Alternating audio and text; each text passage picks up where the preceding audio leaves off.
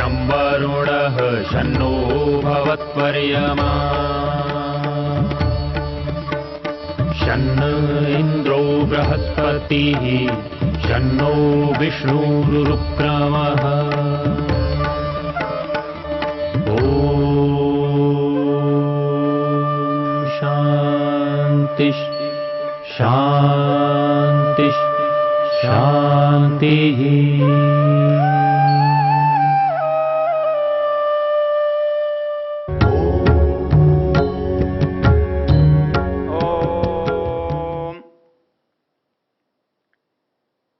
हम ज्ञान सूक्त की चर्चा कर रहे हैं। प्रसिद्ध ज्ञान सूक्त के नाम से 11 मंत्र ऋग्वेद के 71वें सूक्त में वर्णित हैं। उन मंत्रों की चर्चा में हम देखते हैं कि ज्ञान का मूल्य महत्व मनुष्य के लिए क्या है, कैसे है। क्योंकि इसका ऋषि बृहस्पति है, इसका देवता ज्ञान है। और पहले हमने इसके दूसरे मंत्र की चर्चा करते हुए देखा था, वो जो ज्ञान है वो मनुष्य को अज्ञान से अलग करता है, अलग करने की क्षमता देता है। सब कुछ हमारे पास है, मिश्रित है, मिला जुला है। उसमें से अनुकूलता को लेना, प्रतिकूलता को छोड़ देना, ये जो सामर्थ्य है, जो योग्यता है, यही ज्ञान की कसौटी है। हमारे संस्कृत साहित्य में एक बड़ा सुंदर सा श्लोक आता है। वहाँ ये बताया गया है कि बुद्धिमान व्यक्ति क्या करता है। हंसैर यथा क्षीरमिवाम्बु मध्यात्। वो कहता है कि संसार में एक प्राणी है जिसको हम हंस कहते हैं। वो बहुत सारे मिली हुई चीज़ों में से, जैसे दूध और पानी को कहते हैं मिला दो, दुनिया की और कोई चीज़ तो अलग नहीं कर सकती, लेकिन हंस उस नीर क्षीर का विवेक कर सकता है। इसलिए हमारे यहाँ नीर क्षीर न्याय हमारे यहाँ बहुत प्रसिद्ध है। अर्थात किसी में जो अनावश्यक मिली हुई चीज़ है उसमें से आवश्यक को निकाल लेना, आवश्यक के लिए प्रयत्न करके सफल होना, उस आवश्यक का उपयोग करना, यही विद्वत्ता की सबसे बड़ी कसौटी है। इसके लिए हमारे पास एक वो जो ज्ञान है वो बिना परंपरा के नहीं आता, बिना दिए नहीं आता। इसकी चर्चा हम पीछे कर चुके हैं। क्यों नहीं आता? कि वो नैमित्तिक है, वो किसी दूसरे का है, वो दूसरे से प्राप्त करना होता है। इसलिए हमारे पास एक गुरु होना चाहिए, एक वेदज्ञ विद्वान होना चाहिए जो हमें वेद को बता सकता हो, समझा सकता हो। जो गुरु है उसका महत्व बहुत अधिक है और आजकल भी लोग अपने को गुरु बनाकर महत्व बताते हैं। और गुरुपना का महत्व केवल अच्छाई के लिए नहीं होता, बुराई में भी गुरुपने का महत्व होता है।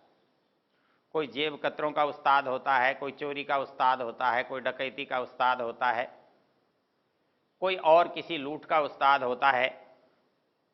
तो वैसे ही अच्छी बातें सिखाने वाला भी एक गुरु होता है। इसके लिए निरुक्त में एक बहुत सुंदर श्लोक आए। वो कहते हैं, विद्या वै ब्राह्मणम आजगाम गोपाय मा शेवधिष्ठे अहम अस्मि। कहता है विद्या जो है ना, खजाना है। ज्ञान जो है वो निधि है, कोष है। और ये विद्या जो है एक बार ब्राह्मण के पास आई, ज्ञानवान के पास आई, विद्वान के पास आई, और उसने विद्वान से, ब्राह्मण से एक बात कही, विद्या वै ब्राह्मणम आजगाम गोपाय मा शेवधिष्ठे अहम अस्मि। अहम ते शेवधि अस्मि। मैं तुम्हारा खजाना हूं, मैं तुम्हारा कोष हूं, मैं तुम्हारी संपत्ति हूं। तो क्या करो? कहता है गोपाय मा, तुम उसकी रक्षा करो, उसे बचाओ। अब उसे कैसे बचाएगा कोई? क्योंकि कोई धन है, कोई वस्तु है, कुछ खेत है, खलिहान है, दुकान है, उसको बचाने की बात तो समझ में आती है कि कोई छीन लेगा उससे हमें उसे बचाना है, कोई देख लेगा उससे हमें छिपाना है। लेकिन विद्या को आप कैसे बचाओगे? क्योंकि विद्या तो आपको से कोई छीन भी नहीं सकता, कोई आपसे ले भी नहीं सकता। संस्कृत साहित्य में इसके लिए बड़ी सुंदर पंक्ति है। वो कहता है कि विद्या का धन जो है वो सबसे महत्वपूर्ण और मूल्यवान और अच्छा धन है। क्यों? न चौरहार्यम न च राजहार्यम न भ्रातृभाज्यम न च भारकारी। बड़ी रोचक विवेचना है। वो कहता है न चौरहार्यम, दुनिया की सारी संपत्तियां जो हैं कोई न कोई चुरा सकता है, लूट सकता है, हर सकता है, लेकिन ये ज्ञान की जो संपत्ति है ये क्या है? न चौरहार्यम, इसे चोर लो है हरण नहीं कर सकता। न राजहार्यम, राजा जो है कहीं टैक्स के रूप में वसूलता है, कहीं का संपत्ति के नीलामी कर लेता है, कहीं छीन लेता है, कहीं अधिकार हटा लेता है। कहता है न राजहार्यम, वो राजा भी उसको नहीं ले सकता। न चौरहार्यम न च राजहार्यम न भ्रातृभाज्यम, यदि हमारे पास कोई संपत्ति इकट्ठी हो गई है तो भाई कहते हैं इसको बांटो, जितना अधिकार तुम्हारा इस संपत्ति पर है उतना आप परिवार के नाते हमारा भी है, इस परिवार में जो कुछ है वो सबका है।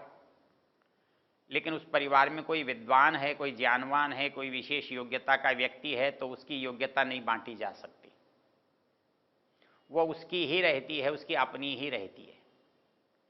इसलिए कहा न भ्रातृभाज्यम, कोई भाइयों के द्वारा जिसको बांटा नहीं जा सकता। और उससे भी एक महत्वपूर्ण बात है, न च भारकारी, वस्तुएं कोई भी हों, कैसी भी हों, कितनी भी मूल्यवान हों, उनमें वजन होता है, भार होता है। आप सोना है तो ऐसा नहीं है वो सोना है इसलिए आप सारा उठा कर ले जा सकते हैं। वो जैसे लोहा 5 सेर उठाकर ले जा सकते हैं, 10 सेर उठा के ले जा सकते हैं, वैसे सोना भी 10 सेर से ज़्यादा आप उठाकर नहीं ले जा सकते। तो आपकी जो अच्छाई है, वो संपत्ति है, वो सीमित है, तोली हुई है, मापी गई है। उसका वजन आप उतना ही ले सकते हैं जितना आप संभाल सकते हैं। लेकिन विद्या हमारे पास कितनी भी हो, वो कभी भी हमारे लिए भारभूत नहीं होती।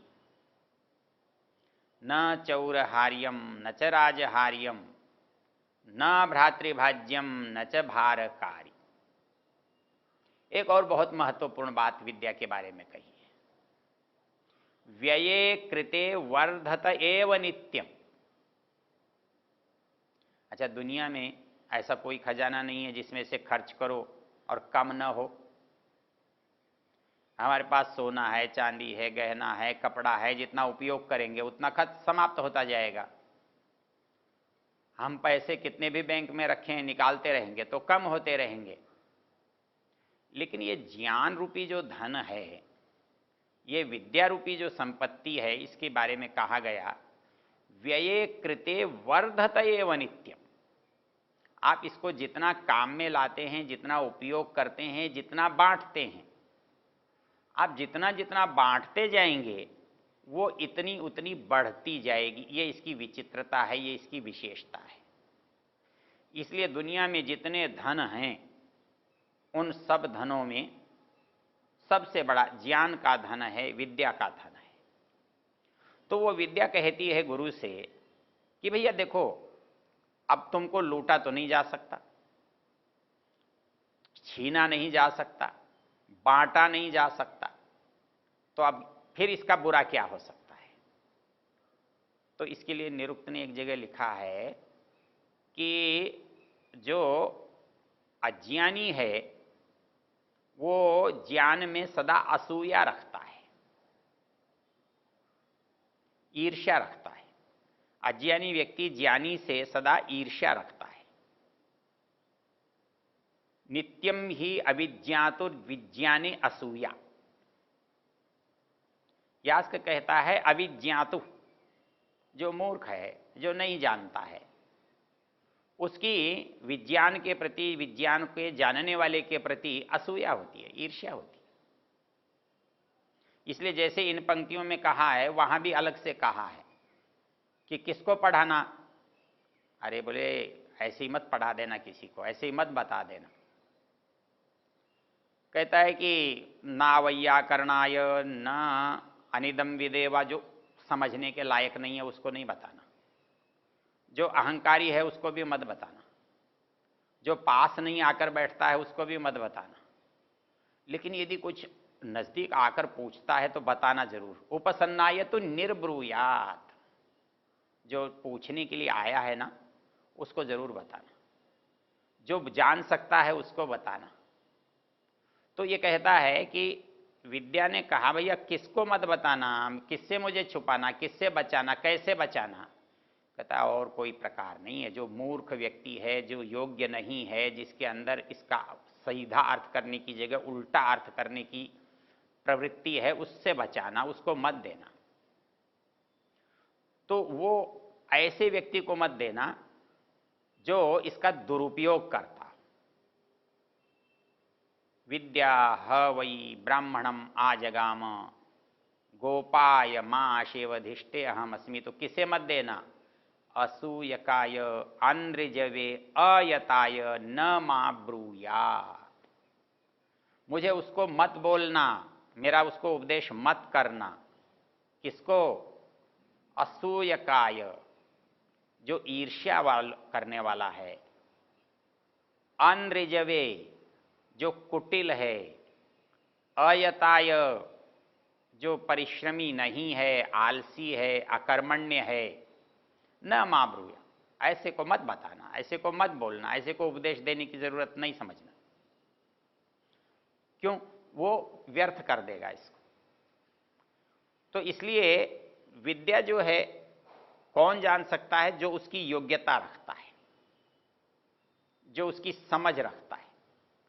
तो इस मंत्र में जो विशेष बात जो कही गई है, जिसकी हम चर्चा कर रहे हैं, वो क्या है? अत्रा सखायः सख्यानि जानते। मतलब इतनी जिसके अंदर योग्यता है वही इसको समझता है, जानता है, जान सकता है। उसमें दो चीजें हैं, भद्रैषाम लक्ष्मीर निहिताधिवाची। वाची भद्रा लक्ष्मी निहिता एषाम, एषाम वाची। जो व्यक्ति ज्ञानपूर्वक बोलता है, जो व्यक्ति वेद पढ़कर बोलता है, जो व्यक्ति विवेक से बोलता है, उसके बोलने में क्या होता है? भद्र, कल्याण होता है और ऐश्वर्य होता है।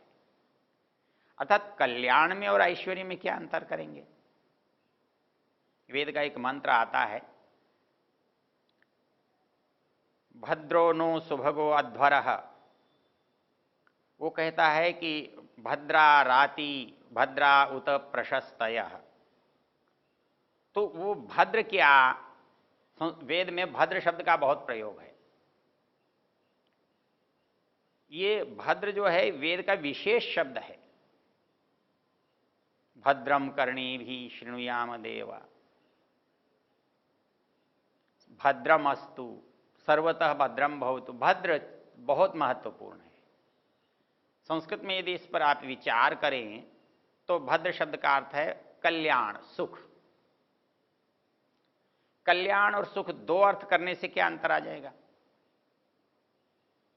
सुख तो मेरी वर्तमान की दशा का बोधक है, अर्थात मुझे करते हुए अच्छा लगना। कभी कभी क्या होता है, मैं परिश्रम तो बहुत करता हूं, परिश्रम करने में तो मुझे बड़ा कष्ट होता है, लेकिन परिश्रम के बाद मुझे जो अच्छा लगता है उसका फल ठीक मिलता है। जो फल है वो कल्याणम है, परिणाम है, और जो वर्तमान है वो सुखम है। तो वो मेरा उससे जो अच्छी चीज है उससे मेरा वर्तमान भी अच्छा होता है, और जो अच्छी चीज है उसका परिणाम भी अच्छा होता है। तो भद्र जो है वो आज के लिए भी ठीक है और वो परिणाम के लिए भी ठीक है। ऐसी जो बात है, ऐसा जो काम है, ऐसा जो कथन है वो भद्र है। अर्थात उसमें आज जो कह रहा है, सामने जो कह रहा है वो भी गलत नहीं है, और उसके पालन करने से, उसके मानने से, उसके समझने से उसका होने वाला जो परिणाम है वो भी गलत नहीं होगा, ये भद्रता है। वो भद्रता अर्थात उसमें वर्तमान में भी सुख होना चाहिए, अच्छा होना चाहिए, और परिणाम में भी अच्छा होना चाहिए। तो यहां पर जो बात कही है कि ये एक विद्वान की जो वाणी है, एक वेद जानने वाले की जो वाणी है, वो कैसी है? भद्रैषा लक्ष्मीर निहिताधिवाची, ऐशा लक्ष्मी वाची निहिता। कीदृशी लक्ष्मी? भद्रा।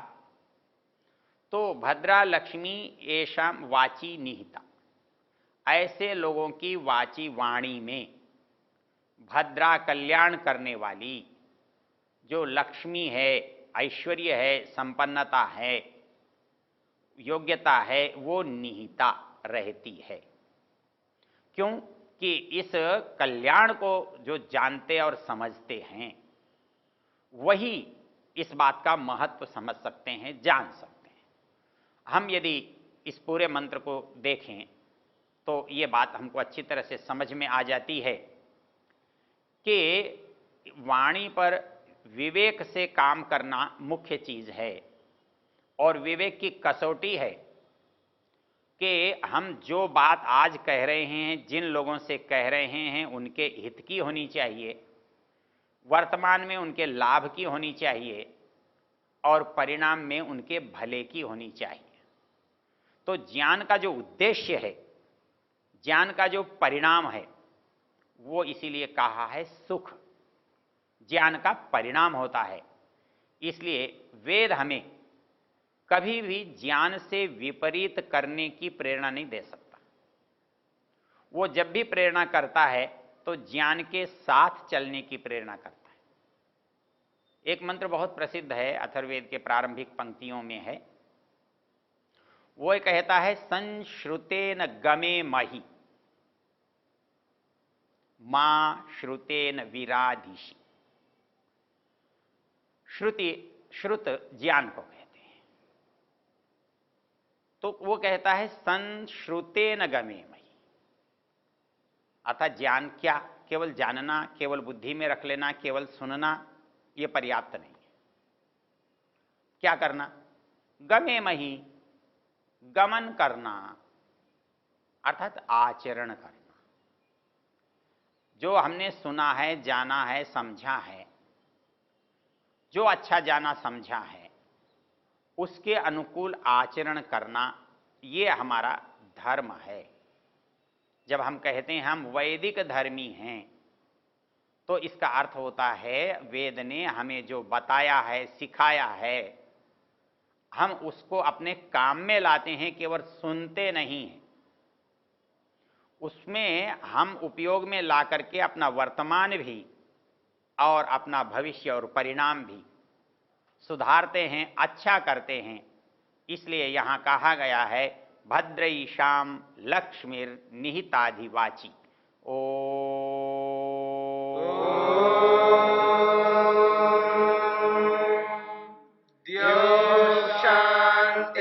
शांतिरंतरिक्षं शांतिर्पृथिवी शांतिरापः शांतिरोषधयः शांतिः वनस्पतयः शांतिर्विश्वे देवा शांतिर्ब्रह्म शांति सर्वं शांति शांतिरेव शांति क्षमा शांतिरेधि। ओम शांति शांति शांति।